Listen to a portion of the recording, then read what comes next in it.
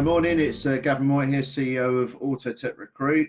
So on today's Autotech Talks, we are speaking to Andy Savva, the garage inspector, and I'm going to be posing some questions to Andy, reference the independent sector and the industry at the moment. And morning, Andy. How are you? Morning. How are you, mate? You all right?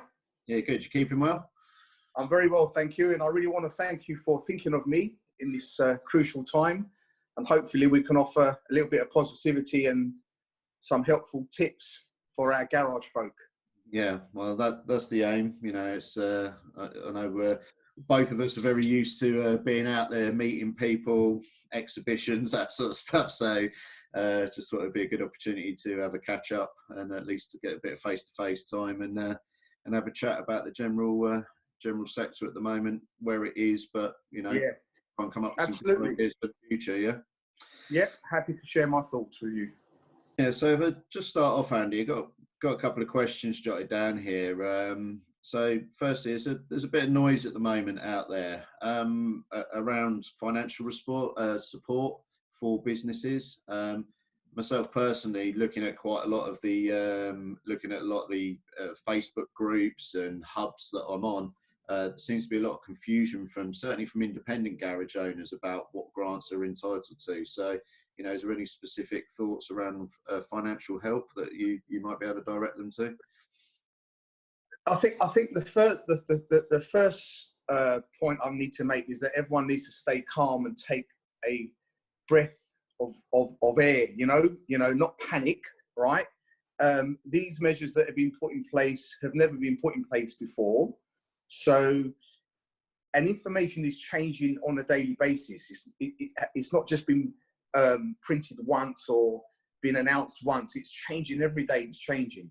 So there is a huge amount on the government websites, obviously, yeah, and local authority websites. The key for me is to be able to print it off and read it carefully and maybe go over it 2 or 3 times. That would be the first point advice that I would give. That's what I've been trying to do, and I've been breaking it down in little chunks so that I can try and explain it in layman's terms, simpler, right? Fundamentally, though, you should be seeking guidance now from no one else first, other than your accountant. Mm-hmm. Okay. Now, I've always had a big gripe about accountants in the motor trade, or the accountants that I work or do the accounts for my garage folk, because they haven't intimately got involved with their business. Mm-hmm. And they don't understand our KPIs, right? And I always mention it in my finance courses, but this is the time now where you really need to tap into their expertise, right? A lot of the accountants will be doing things like payroll, VAT returns. So all this data they hold anyway, Gavin, you know? Yeah. So rather than go to some other trade organizations, or which I'm not saying are not helpful, I think the immediate thing is first, print off all the information that's relevant to you, try and understand it as best as possible, and communicate effectively with your accountant, because they're the ones who are probably going to process most of the applications for you on your behalf. I would assume in most cases that's what's been happening with the garage folk that I've been connected with. So yes, they're the professionals. That's what we pay them for, and and I can tell you now, they're getting all the information before we are. Yeah, no, absolutely. Because I've heard that from my account. Because obviously I speak to my accountant for my issues, so they get it before it's released. Generally, you know. Yeah, most of them have a gateway, don't they? They have a gateway sign on. They're your authorised consultant, if you like, for HMRC or whatever. So they're hearing it probably a couple of days before it's actually hitting the press potentially. So, yeah. And that goes towards your sort of your financial help, whether it's a grant, retail relief. Obviously, the furlough scheme is huge for all of us. Again, a scheme that's never ever been implemented before. So we've also got to give the government some credit, because all this has been done in a very short space of time. And, you know, it's near miracle, really, isn't it? When you think that some of the schemes take months and they've done it in a few weeks. So we've all got to be a bit patient. The furlough scheme, again, has been developed and amended and adjusted. And again, only a couple of days ago, Gav, the Chancellor has extended it till June. that might again be extended depending on how the situation is as and when. So it's the financial situation is ever changing. The support packages are ever changing. Mm-hmm. The key is to make sure that you're gathering this information and having constructive dialogue with your accountant who knows your business, fairly intimately. Yeah, no, a good bit of advice, and I'd agree with that. I'd back that up, given the fact that a lot of our contractors are payrolled, going to the furloughing scheme at the moment. It's literally changing daily, and that is a problem. It's a moving feast, and like you say, it's never been developed before. Some people may say, well, it's not ideal, but it's not as if you can just take a book off the shelf and go, section 2.1 furloughing scheme. They're having to write it as they go along, and it affects so many millions of people. It's it is having to change daily at the moment, and we're seeing that certainly within our business as well. So just leading on from that very good point, and I think with the accountants, they're definitely coming into their own at the moment. But again, for a lot of small independent garages, they have a relationship with the accountant that they obviously pay for. A lot of independent garages I know, and certainly back when I worked for dealerships, we didn't have what you would call an HR department as such. So again, it's the furloughing part with an accountant is one piece from a financial perspective, but then employment law, them sorts of things of how you then introduce the furlough to your employees. That's a big task as well for a lot of independent garages that don't have that HR process in place. What would you say around that? Well, I would fall back on my accountant for this part, because you can't just go and find a HR consultant off the shelf right now. I mean, you can, but they're probably being inundated anyway. Yeah. And I think the important thing for me is if you've got a relationship with someone like your accountant, I think they're the ones that I would seek help from. However, if you're most garage owners are part of some kind of a trade organisation, whether it's the RMI, IGA, whatever, so they will have departments within that garage trade association where you can tap into help, where it's generic help, and then you've got other companies like logistics and one or two others that offer this type of help. So there's no reason for you not to be able to sign up, tap into this help, because they're on the ball. These people are there. That's their jobs, isn't it? Absolutely. So accountant, trade associations, and other external people that only focus in them areas. And I know logistics is one of them, but there's also another couple of companies like that. But it's important. It's also important, and this gives. I mean, when I was running Brunswick, I took that away from myself. I had a very, very a fantastic lady called Gillian Hinton who used to do my HR, because I want to focus on something that I'm good at and let someone else, sometimes. And this might be an idea for people as we go back into businesses to think about how they structure their overall business. Do I have a health and safety consultant? Do I have a HR, person that I can tap into? And I think it will be wise for people to think like that, which will give them hopefully more time to focus on their business. But I want to go back on a point that we touched on at the first question, which was about the business grants and the financial help. Yeah.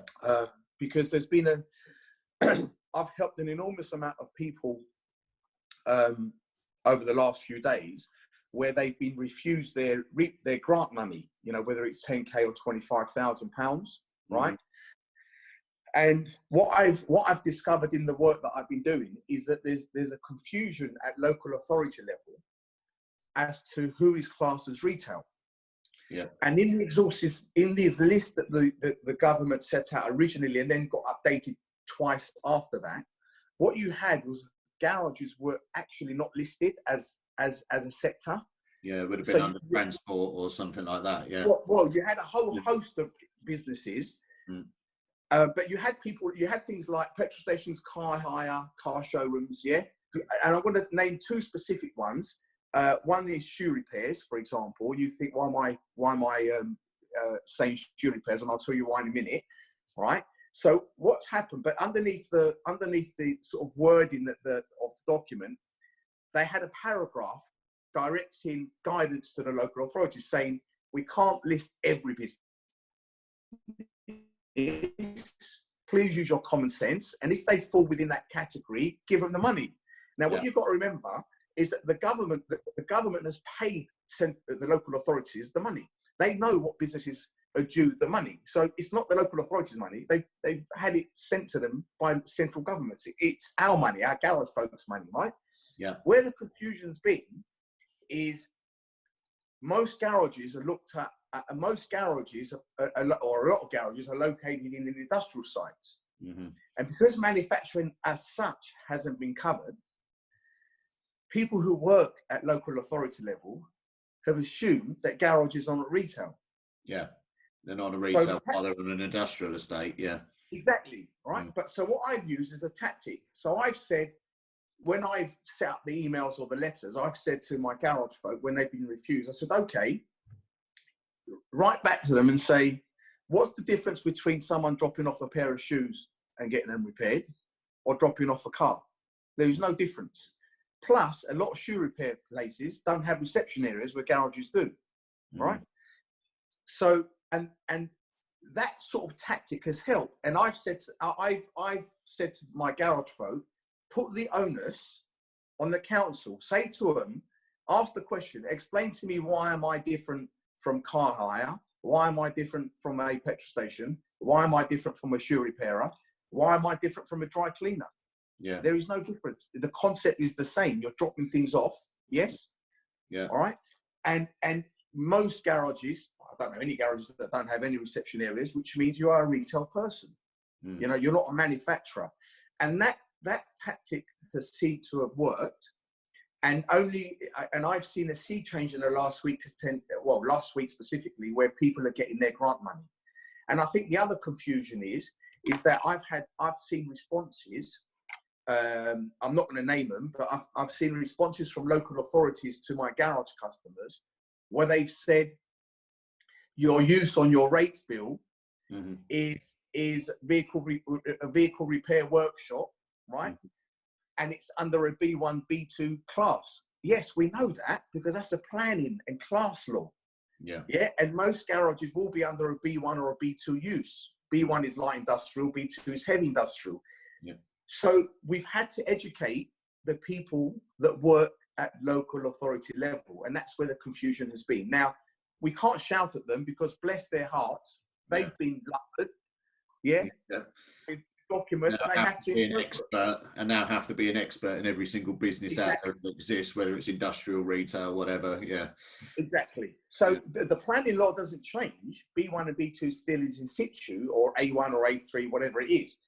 The crucial thing is that it's because we weren't nominated as a business specific, it sort of people were getting refused. But thankfully now there's been a huge sea change, and using them kind of tactics has helped people get their grants, which is life-saving, Gavin. Yeah.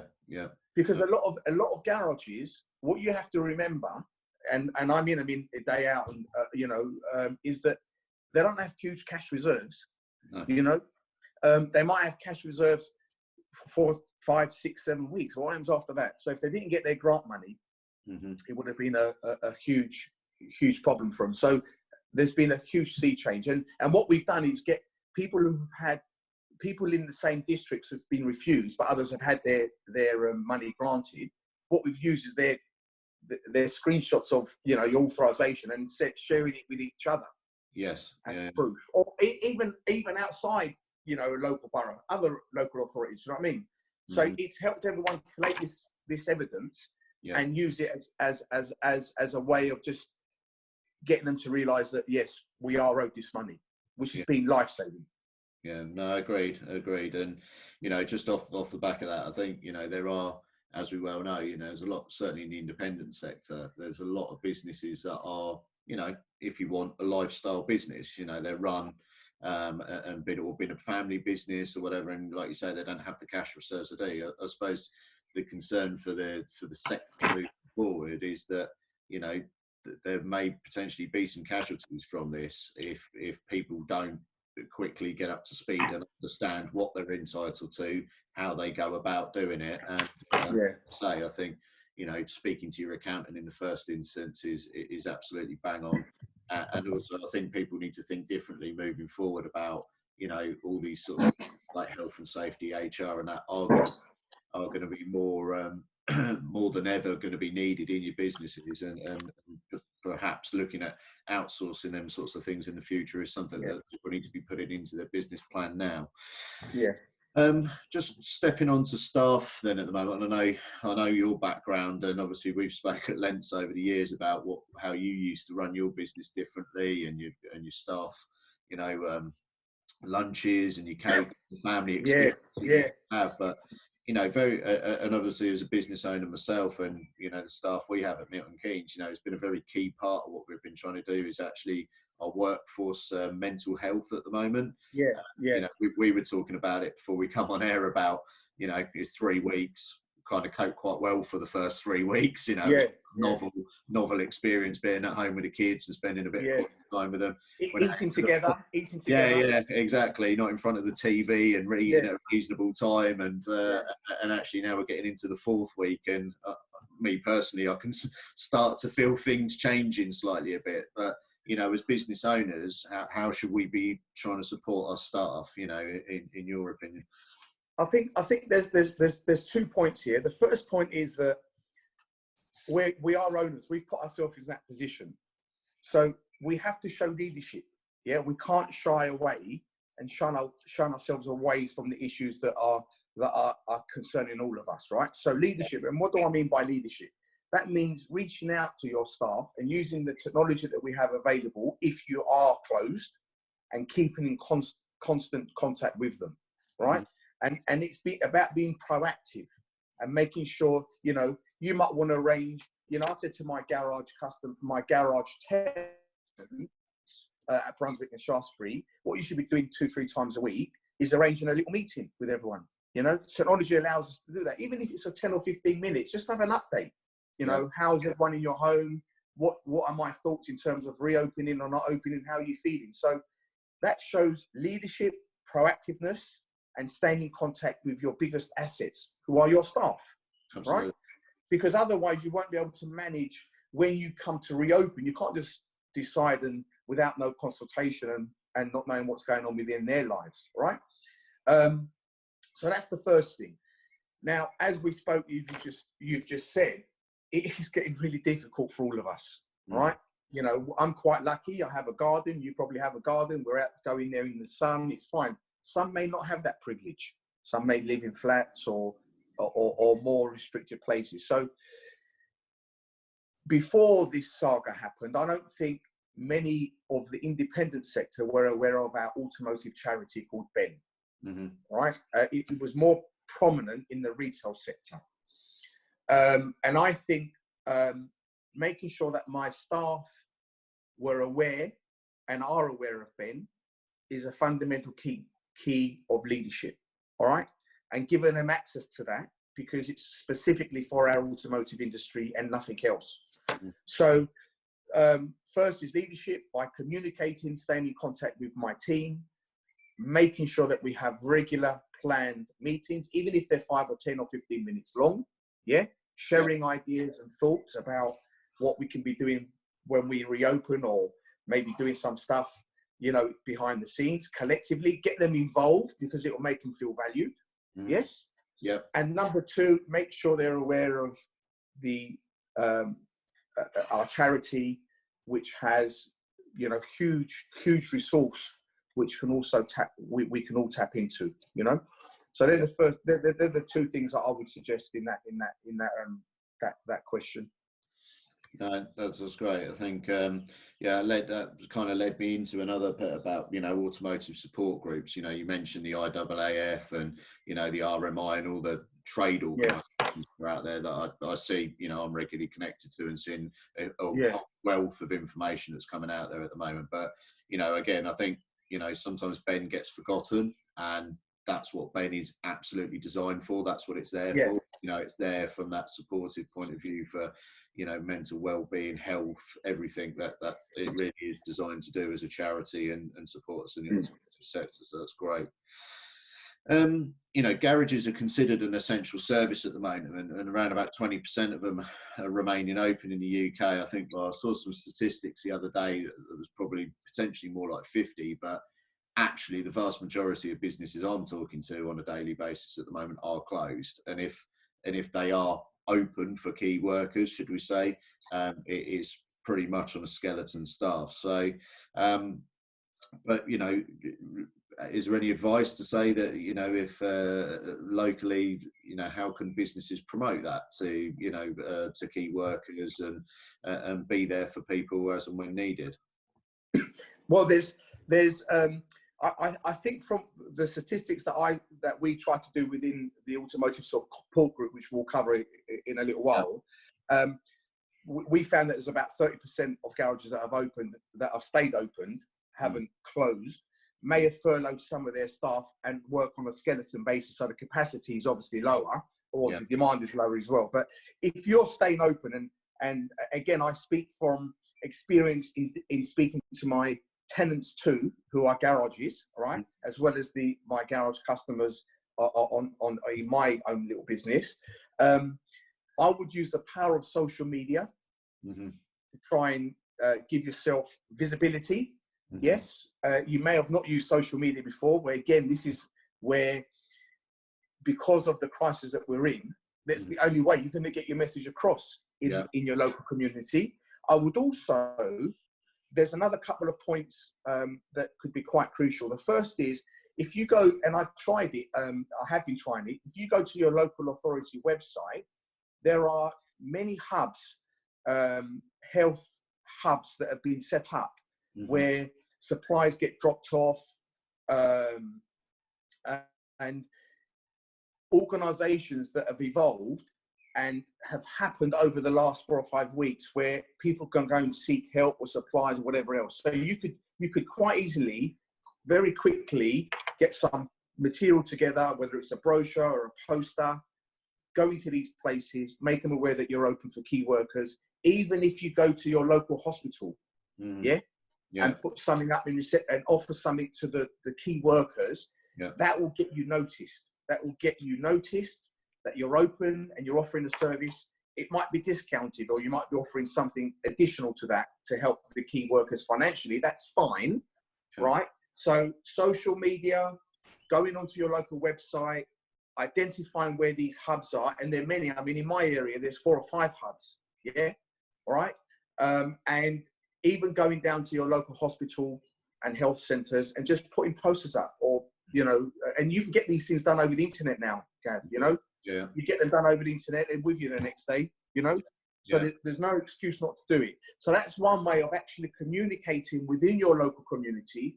And if you think about it, if you've never done this before, I think you'll get a brownie point for when things get back to some kind of normality. And if you give that personal service and that value for money service, there's no reason why you shouldn't be able to retain some of that business when we go back to some kind of normality. No, I agree. I think it's just it's how you put a different spin on things, isn't it? I think as human beings, generally, when we're met with a crisis, the easy thing to do sometimes is curl up into a ball for safety. But there are industries out there that are winning through this. You know, and of course they are. It's about thinking differently, isn't it? It's about taking stock, like you said right at the beginning of this, taking a breath, sitting down with a cup of tea and a notepad and pen, and just thinking about some different things. I actually rung a garage in mid Wales yesterday, because our Autotech training side of the business, we had some MOT training booked in over the next few months that we've had to move around and redo for people. And I actually rung them, not expecting them to be open, to give them an update on some dates for May and June for the MOT training. And the lady who I spoke to there, Angela, she was rushed off her feet, and I had to keep stopping our conversation. So, do you need to get that call? Do you need to get that call? The phone was ringing off the hook. Really? And I said, "Oh, you seem really busy at the moment." She said, "Yeah." Well, she said, we have furloughed a few of our technicians, but she said, actually, I've regretted doing that now. She said, because we've remained open and we've gone out there and been proactive and made people aware that we're open. He said the phones have never been busier. you know. So now I appreciate that may be very, you know, they're in the middle of Wales, and I wouldn't imagine there's a huge amount of garage competition around there for them. So Yeah, everybody's demographics are slightly different. But I yeah, think it proves the point that, you know, they've stuck with it, and you yeah. know, and they're still getting business out there, you know. So And that's an important point. Depending on where you are, like in London, everyone's on yeah, top of each other. You yeah, know, yeah, so again, it's doing a bit of research and finding out who's open, who's not open, what yeah. services you're open, you know, you're offering, and everything else. But you have to be proactive. Yeah, You and what's can't your just sit. differentiator? You know, what's your differentiator? I appreciate the general public out there perceive a garage to be a garage, but Yeah, lots of garages are very specialist at certain things. You know, yeah, some may be very good at air conditioning, some may be very good at, yeah, given the weather climate we've got at the moment. You know, if you're good at that, well, actually be you know. Pick out specific areas that you're fundamentally good at that, you know, other people down the road from you don't yeah, do, yeah, you know, and actually yeah. promote that, you know. So Exactly. yeah, But again, it's about being proactive and showing leadership, and you can get your team to do some of that research for you. You know, yeah, while they're at home, this is yeah, another way of integrating your yeah, team. You know, not just having it all, your team members will be doing things that they've never done before that will make yeah, them feel valued. You know, so it's yeah. about collectively coming together for the benefit of the business long term. Obviously short term, but obviously long term as well. Yeah. Okay. Cool. Apologies to everyone who's watching this. I think this is actually my internet at the moment. It's a little bit unstable. It does keep glitching a bit. So we'll crack on and try and get through the final few questions that I want to pose to Andy. So so the automotive industry is getting behind the fight of COVID-19. Vehicle manufacturers or Formula One teams have obviously been asked to look into ventilators, but what can local garage owners do to help, in your opinion? I know I think I we think that, touched on some of the leafleting and that for key yeah, workers, but yeah. I think that's probably going to be a bit more limited because they're not manufacturers as such, so they can't yeah, manufacture anything. But yeah, maybe there's two small things that can be done. Firstly, they can, if they a lot of garages will have vans, yeah, yeah, right. Maybe they can offer their vans to be used as commercial for delivering some of this PPE locally, you know, or collecting, food, or yeah, some of their staff members can be used as volunteers to pick up medicines and drop off medicines to the elderly and the much needed. yeah, Yes, yeah, right. And they may even be able to, and I've discussed this with one of my tenants. I mean, they're a sign maker, but still, that if their premises could be used as a depot, yeah, for the short term, for supplies to be dropped off. And you know, garages do have quite good spaces. You yes, know, yeah, so it's a bit more difficult for us because we're more of a service industry rather than a manufacturer. However, I've got to tell you that very good friends of mine called M&A Coachworks, who are based in Highgate and in Potters Bar. yeah, They recently helped. They're a very high-end body shop, and they recently helped. One of the technicians helped to design and manufacture some kind of a face mask that okay, can be helped to ventilation, and that was used in a NHS hospital in Oxford. So again, okay, that was a little bit more specific, but that was fantastic. That they yeah, used some of their body shop skills to mold and do whatever they needed to do, and they got good publicity for that.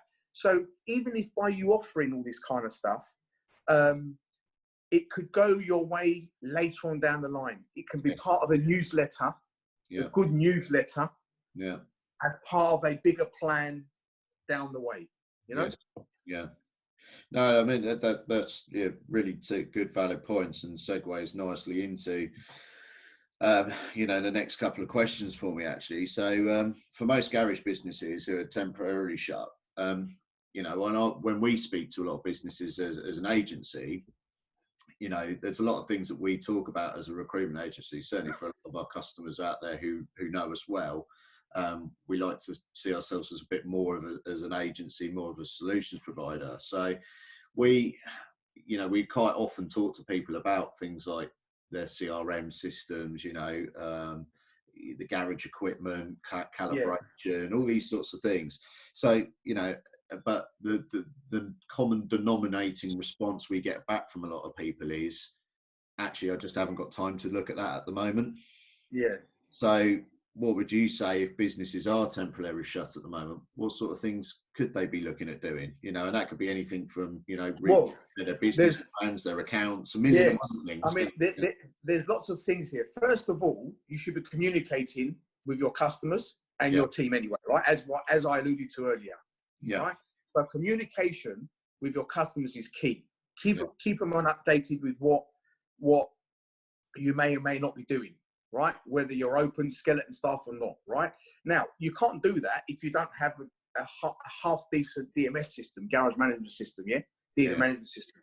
So again, for those that haven't, this is the time where change has to happen. Yeah. Right? Because this is now why you got the downtime. Yeah. Exactly. And 99% of garages, Gavin, independent garages anyway, they're run on a day-to-day crisis management. Head underneath the sand, running around. We've done 12 hours of work. What we have accomplished. You have no excuse now. Yes, there are financial pressures. And yes, there are other things we also need to focus on. But we've probably never, ever had, as business owners, the time that we have right now in the garage sector anyway, right? Yeah. So like you said earlier, pen and pad, right? All these ideas, all these thoughts that you were thinking about possibly a few weeks ago, where you've always said, I don't have the time, I don't have the time. This is the time. This is the time to become creative, to communicate with your customers if you've got a DMS, to maybe think about the functionality of your business physically. Is my signage all right? Do I need a corporate ID change? Do I need a brand image change? Is my reception suitable now? Is my workshop suitable? Right? You know, what can I do to enhance my business so that I'm ready and to give a new experience to my customers when we open? Because we're going to have to do it, because it's going to be so competitive when we reopen. All right. Have I done a marketing plan before? Marketing is not just about an advert in a newspaper. It's far deeper than that. You know, can I do a bit of marketing? Can I design a corporate brochure? Can I have the good news stories in there? So, you know, there's so many things that you can be getting on with. A business plan, short term, 6 months, 12 months, 18 months. What's my vision? What is it I want to achieve? So all these things where people haven't had the chance to really think about, there's no excuse now. And within that, if you're doing some material changes within your physical aspects of your business, there's no reason why you don't communicate that to your customers through your DMS. At least you're staying connected, you know, to some shape or form. You're not doing anything. You can't just reopen and expect people to flood in if you haven't been communicating with them, you know? And I think reaching out to your customers like that, keeping them informed, telling them about the things you may be doing locally with health organisations or not, may encourage others to feed back to you to create a bigger community, you see, right? And I think it will give you a chance to enhance your credibility as a business leader in your local community. And at the end of the day, Gavin, that's what you want as a local garage.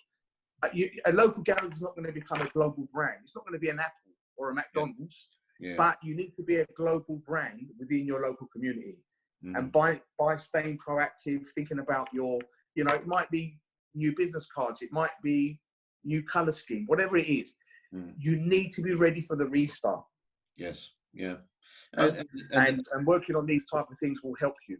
And there's benefits to your staff for that as well. You know, that's the other thing, thinking, you know, if you come back and they, you know, the workshops had a good old lick of paint on the floor, brighten up, you know, the jacking beam on your MOT ramp's been a bit iffy for the last few weeks and you've had an engineer come out to sort it out. You know, these are all things that can be done now because you have the time to do it, because actually when it does start to lift out of this, and a lot of people I'm talking to at the moment are very positive that actually there's going to be quite a big balloon. You know, there's going to be, because really all the work that we were supposed to be doing in back end of March, MOT extension, really you're deferring it to a different point in the year, you know, later in the year.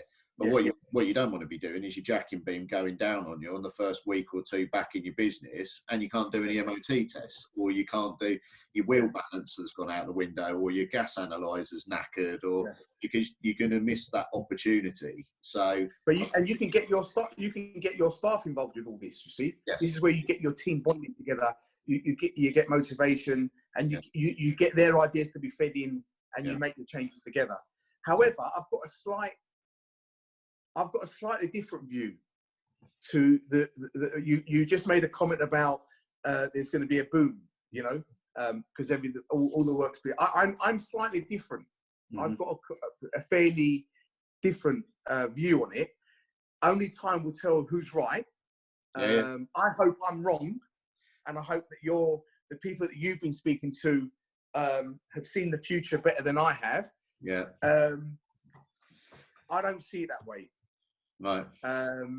So, and I'll, if you allow me to, I'll give you my reasonings and my thought process. So, the first disaster for the garage industry was the 6-month extension of the MOTs. Yeah. All right.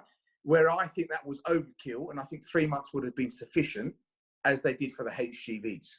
Mm-hmm. I don't know how they got to 6 months, at the Ministry of Transport, but they got to 6 months. Okay. Now, there's two ways that there's two ways that could have been that could be tackled. And again, I go back to my garage tenants who have reacted in the way that we've discussed in the last week, and they've seen a positive uptake. So what I've said to them was, they're both using Mamsoft as a garage system, right? Mm. And Mamsoft use Haynes Pro E3. Okay, yeah.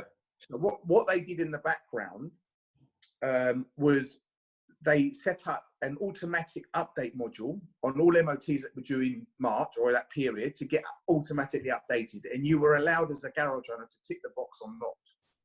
And I advised everyone, and within my group, my business graduates book, Facebook group, I've advised them, if they have a DMS that gives you that option, not to do it. Mm-hmm. And the reason for it is this, because I've said I thought to myself, if I was a garage owner now and I had that situation, what would I do? Well, I wouldn't want to update automatically. I would still send out my reminders. Mm-hmm. I'd get on the phone to every single person that I could, and I would remind them of their statutory rights to make sure that their car is roadworthy. So it's not about shitting them up, but it's about saying you have legally got an extension for 6 months. Yeah. Looking at their history, when that car was last into me, what I've done to it before, and just having a conversation, a constructive conversation as to, you know, are you happy that your car can go for another 6 months and it's roadworthy, depending on what you're going to use it for, right? Yeah.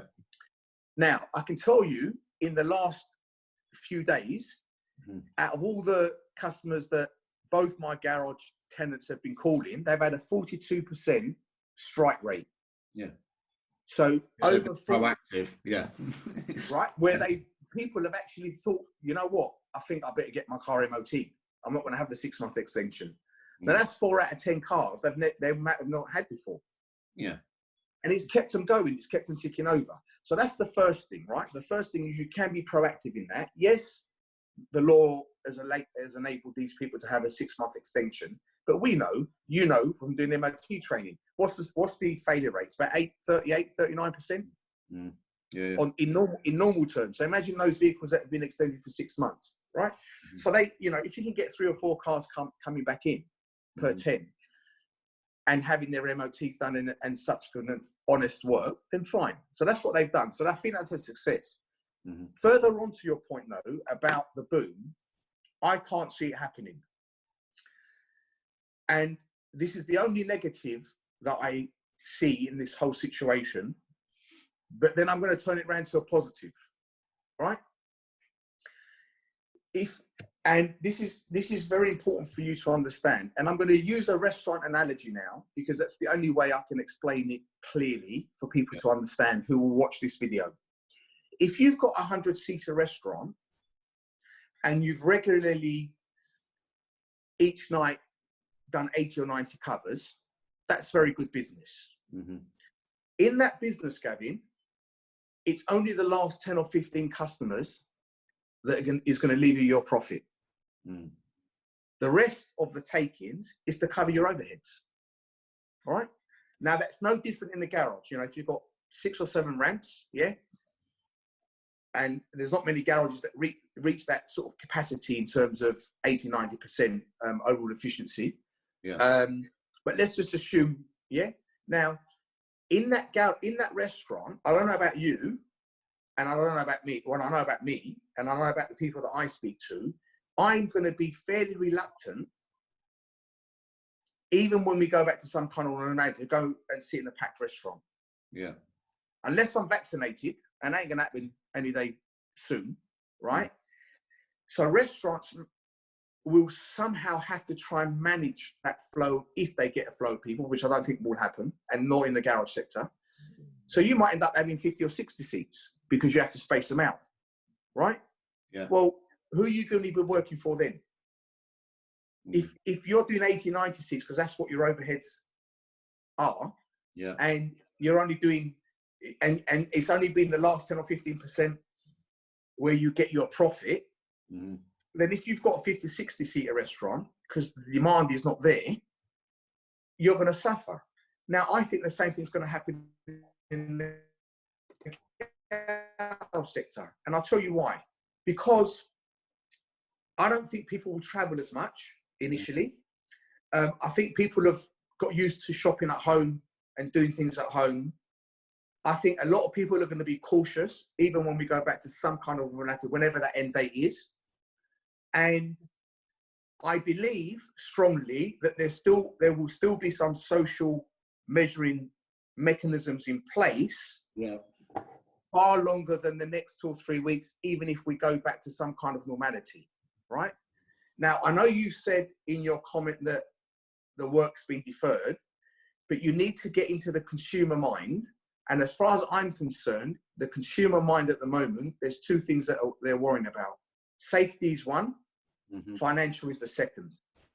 A financial cost of a car is probably the second biggest finance cost, whether you're buying or running it, than to a house, right? And I can't see how this influx of work is going to go into garages. Now, how do we deal with this issue? What do we do as garage owners? Well, there's a couple of things which I've said a negative, but could be a positive. I believe for many years, and I've said it many times, that we as garage owners have subsidized vehicle repairs for the vehicle owner for too long. And labour rates are too low. And you've heard me say it before, Gav, where no one gets a return on their labour. Yeah. The only money they make is on their parts buying. Yeah. Right? Well, this might be a sea change, because the only way you can increase your revenue is 2 ways.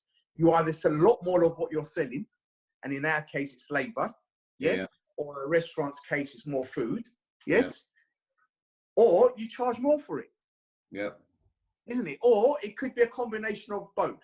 Yes. So what I'm encouraging garage owners to do is think about their business costs overall from now, as I try and teach in my finance courses, and get them to realize now's the time to think about what you charge in your labor. Now, that also has a knock-on effect with consumers, because I've just said that finance is one of the biggest things in their minds. But you have to be brave. You have to be cautious. And at the same time, you can't expect people to pay more for something than before if you haven't changed the service and the environment that you're trading from.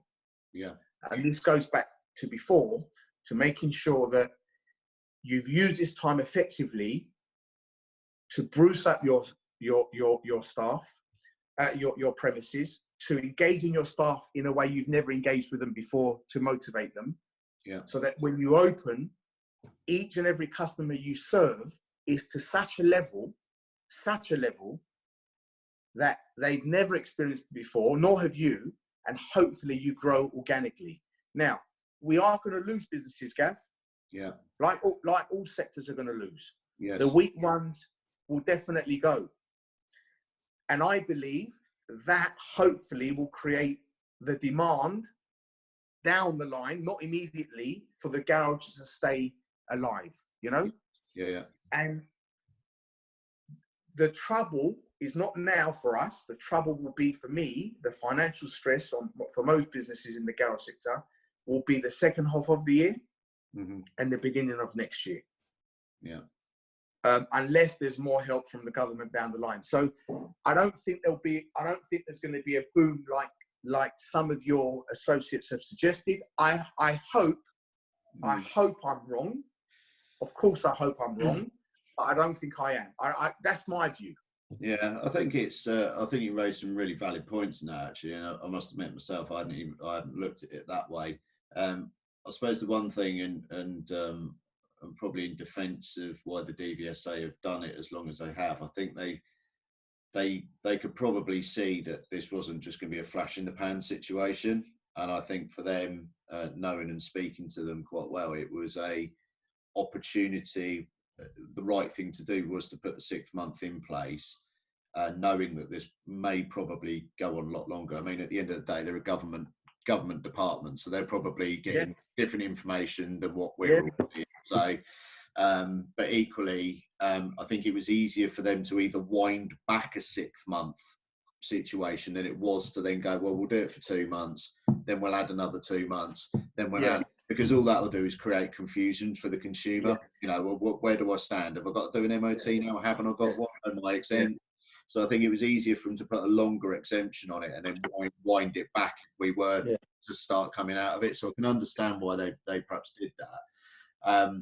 I think when speaking to people about this potential balloon or boom or V curve going back up, I think some of that is based around what we currently know at the moment. So knowing consumers as we do, if the government have turned around and said, you don't need to get an MOT test for another 6 months, everyone's going to go, great, I haven't got to go and spend any money. Other than the 2 businesses you mentioned that have been massively proactive, actually engaging with their customers and saying, well, we'll come and pick the car up from you, or we'll do this, we'll drop it back, or what other businesses that I know are doing out there at the moment and being proactive, which is fantastic. But the general public and the consensus is that the MOT is a bit of a pain in the backside sometimes anyway. It's always been. It's there for safety, but actually it's more of a hindrance than a help for the consumer. And the fact that the government have said, or the DVSA have said, well, you don't need one for 6 months if your car after March the 30th, has been like hallelujah to most people, isn't it? So it's been a nightmare for the garage industry, but it is what it is at the end of the day. And the reason why they probably did it as well was to try and aid and assist with the social distancing. If they didn't do anything at all, they would have been criticised for not doing anything, because garages would still be full up with people sitting there trying to get an MOT test, thus potentially catching 100%. The virus or transmitting the virus. So, again, we go back to the beginning of our conversation, is no one has an answer to all of this today. And I think most people I'm talking to think where there may be a bit of a boom, but again, it may all change because, are we at a peak yet? Are we coming into a second peak? Who knows? We could still be sitting here, and I hope we're not, but we could still be sitting here at the beginning of next year and we're on peak number 8, and who knows? That's the thing. So. And that's the key. The key is that we shouldn't be sitting there criticising decisions because no one's ever been in this situation before. And I'll tell you what's going to happen in the end. In 2 years' time, there'll be a national inquiry. They'll sit down. They'll find lots of things that went wrong. So be it, man. So be it. People have been put in positions to make decisions based, and they have to make. And it's not decisions that you have to make in 6 weeks. You have to make them now, man. You can't. You ain't got time. You haven't got, weeks ahead. You have to make them now. So I'm not criticising the Ministry of Transport for making 6 months. They've come to that decision, and they've probably got data that we're not privy to. Fine. I just thought maybe 3 months would have been sufficient. It's not. 6 months. Let's deal with it. Let's work with it. Let's turn it into a positive. Let's see how we can use whether it's 6 months. It might get extended again, like you said. The furlough scheme might get extended. Might be where there could be a boom, Andy, because we could turn around. They could go, actually, it's not going to be 6 months now. We're going to wind it back to 3 months. And then all those people that should have had an MOT test done from March the 30th to the 3rd month are going to be like, I need an MOT test. So all of a sudden, it's going to be, everyone's going to So that's going to pivot a lot around that MOT. 100%. You know, servicing, I think people could probably get away with. I'm pretty much sure, you know, there's a lot of furlough technicians out there in the world at the moment. You know, we've got quite a few hundred sat at home. I would imagine there's quite a few PJs going on people's driveways at the moment, and oil services and clutches and all sorts of other things that are being done because they've got the tools and the ability to do that for a couple of quid cash in hand.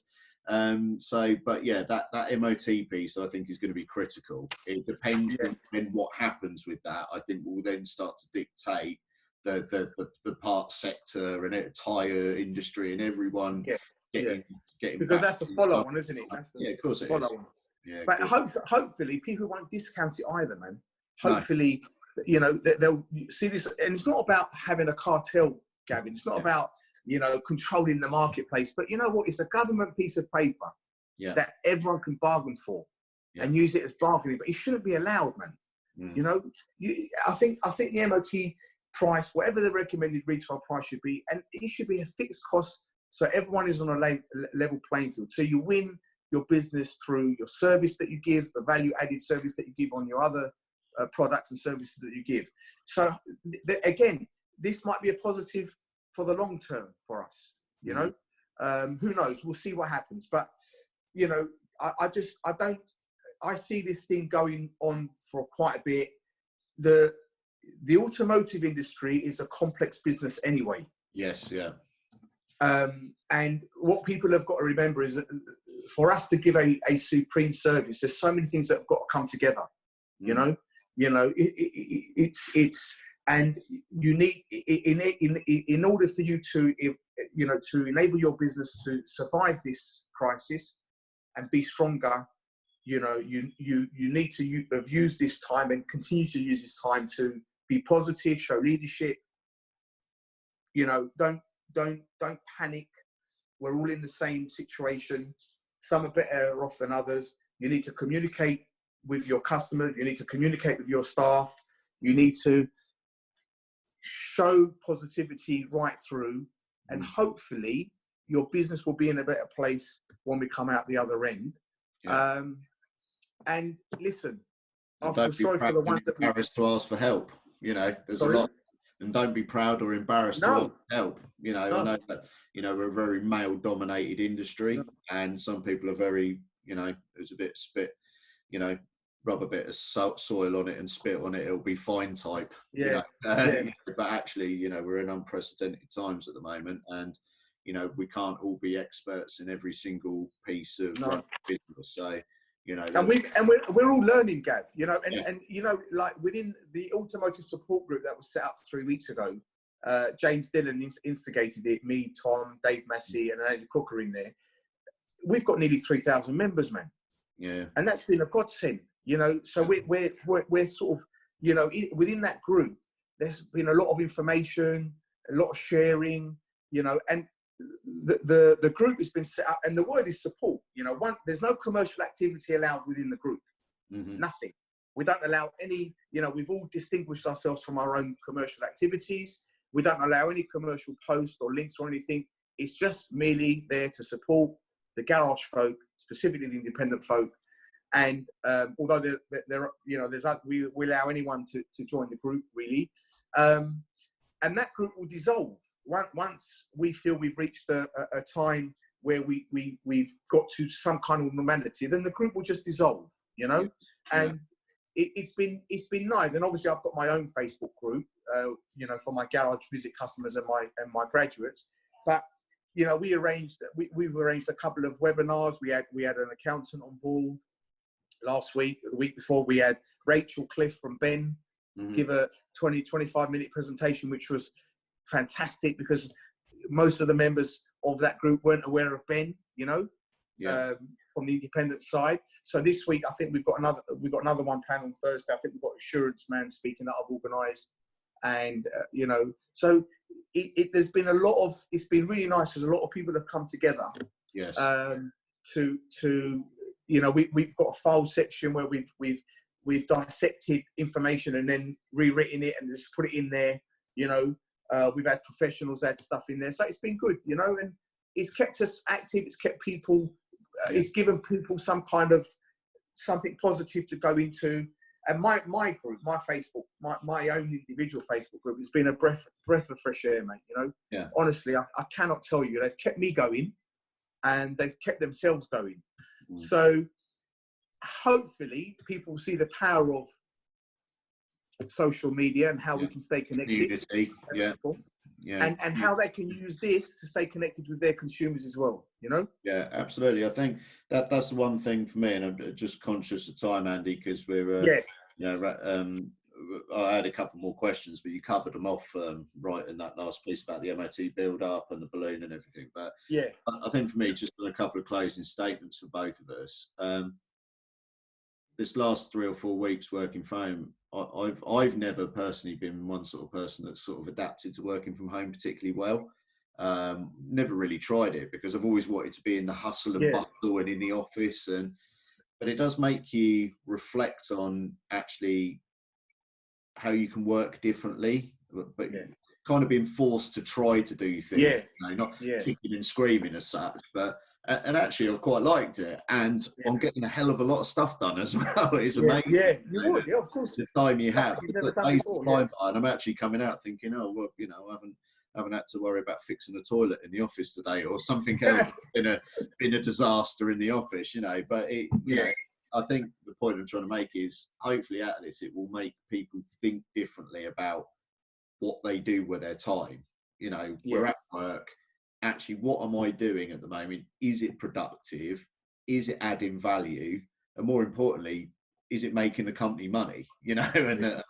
Absolutely. People will probably have a step back and have a look at that. I don't know what your thoughts are. And that's very important. And what I've done, I found it the first week or so. I found it very difficult to motivate. I thought I'm going to get loads of time to write material and all that. I couldn't because I was getting bombarded with this thing hit us all, and last month, and then we were all getting hit with lots of stuff, and I found it very difficult.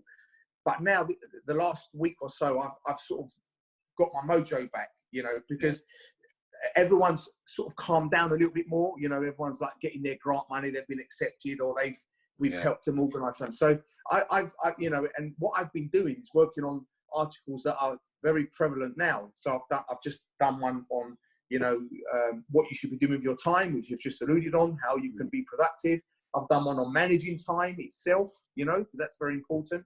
Having a regular way of doing things, don't stay in bed till 10:30, 11 o'clock in the morning and all that, because you can, try and, get up early, be productive, the sun's shining, whatever. I've done an article or blog on how we can integrate and build successful teams and all that. So we've covered some of that today with you. I've done another one on business planning and how you should structure it. So it's given me an opportunity to tap into some stuff that I may have not been able to do before. Yes. And you're like me, I'm a get up and go guy, it's like, having me stuck at home here has been really, really difficult. But the positive is that everyone's in the same boat. Yes. Yeah. So hopefully my garage industry will collectively still stay together. I realise that there is light at the end of the tunnel, and there are worse industries than us out there that will suffer. Absolutely. Yeah. All right. So we're not the worst. If you look at the airline industry, the hospitality, the retail.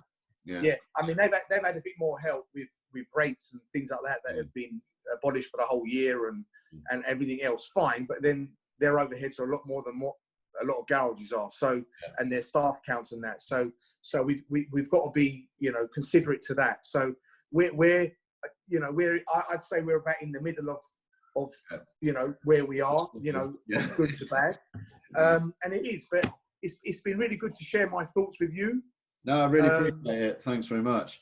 Yeah, and I can't wait to come and visit your fabulous new. I thought you would have had a little office for me somewhere, but.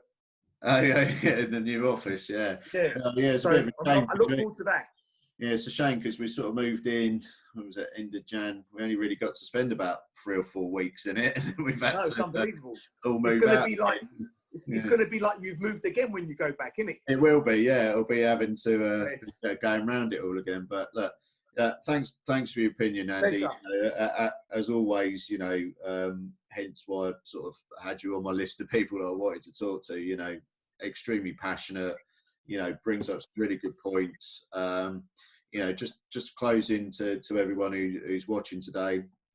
Got some more great people like Andy coming up over the coming weeks. We're going to be looking at apprenticeships, training, the tyre industry, the parts sector. So, I've got a list of about 20 odd people that we will be talking to about stuff like this. Andy's the first.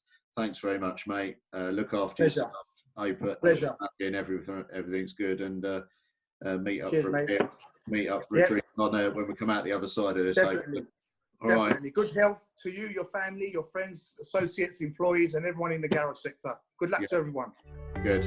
Cool. Thanks, Cheers. mate. See you later. Bye. Bye.